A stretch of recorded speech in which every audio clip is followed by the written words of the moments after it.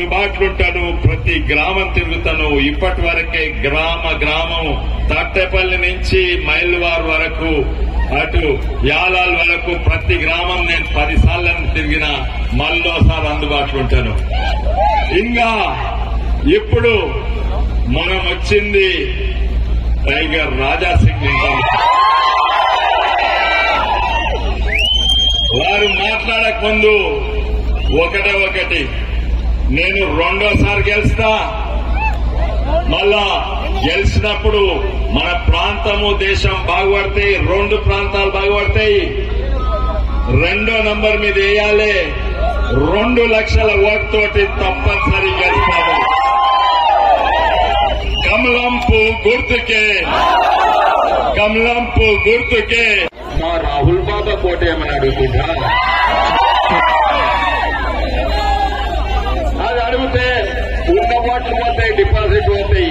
మేము 5 గ్యారెంటీలు, 6 గాడిద గుడ్లు, 5 గాడిద గుడ్లు, 20 గాడిద గుడ్లు ఇచ్చినా కూడా వాళ్లకు ఓటెవడేయడు. అందుకే విపక్షం మీద బురద చల్లుడు. ఏదో రిజర్వేషన్ తీస్తారంట, తీసేది వాళ్ళు మన రిజర్వేషన్ తీసేసి కర్ణాటకలో 4% బీసీ రిజర్వేషన్ తీసేసి ముస్లింలకు ఇచ్చిండ్రు చట్టానికి విరుద్ధంగా. మనం ఏ రిజర్వేషన్ తీసే కానీ ముస్లిం రిజర్వేషన్ అయితే తప్పక తీస్తాము. మరి ఎవరికి లాభం అయితే లేదు, వాళ్ళకు కూడా లాభం అయితే లేదు. ప్రతి ఒక్కరు భారతీయులను ఆదుకునేది మేము, వాడుకునేది. ఉత్తరప్రదేశ్ లో మన ముస్లిం సోదరులను కూడా ఆదుకునేది మన యోగి ఆదిత్యనాథ్ ఆదుకుంటున్నారు.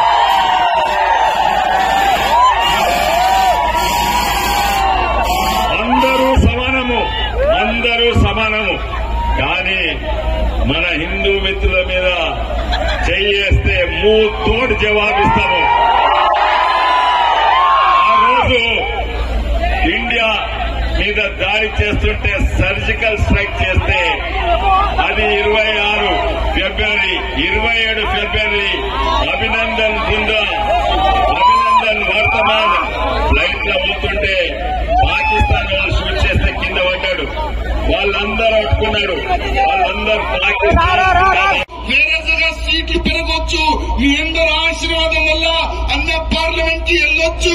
కానీ ప్రధానమంత్రి మోదీ మళ్ళీ ఒకసారి అవుతాడు, దానికి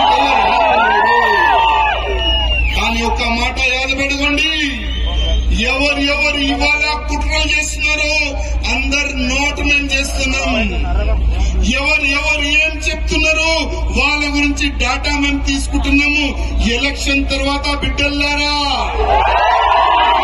మీకు ఎక్కడ పంపించాలి మేము అక్కడ పంపిస్తాం. ఆ మాట మీరు యాద పెట్టుకోండి. అదే ఇవాళ మన భారతదేశం ముందుకెళ్ళడానికి మోదీ గారు ఎంత కష్టపడుతున్నారు. అరే ఆ ఏజ్ అయిన తర్వాత కూడా ఆయన 4 గంటలే పనుకుంటాడు. ఆయన ఫ్యామిలీ లేదు. ఆయన ఫ్యామిలీ ఎవరంటే నా ప్రజలే నాకు ఫ్యామిలీ అన్నాడు. ఒక్కసారి కూడా మీరు ఆలోచన చేయండి.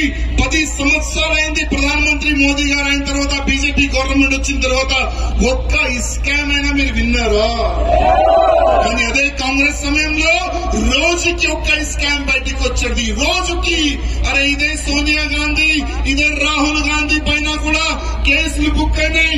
70,000 crore రూపీస్ స్కామ్ చేసిన వీళ్ళిద్దరే పేలిపోయిన ఉన్నారు. ఎలక్షన్ తర్వాత జైలు కూడా వెళ్తారు వీరు. కానీ తమ్ముళ్ళారా, నేను ఒక్క మీకు రిక్వెస్ట్ చేస్తున్నా. సమయం మా దగ్గర చాలా తక్కువ ఉంది. ఒక్కొక్క నియోజకవర్గంలో ఒక సైనిక రూపంలో మీరు పనిచేయాలని నేను అందరికీ రిక్వెస్ట్ చేస్తున్నాను.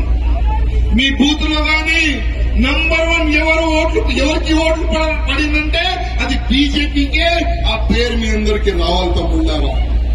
ఏ బూత్ లో ఎక్కువ ఓటు భారతీయ జనతా పార్టీకి పడింది, కమల్ గుర్తుకు ఓట్లు పడింది, ఇదే చౌరస్తాలో అన్న నుంచి సమ్మానం చేపిస్తాం. నేను కూడా వాళ్ళకి సమ్మానం చేపిస్తాను.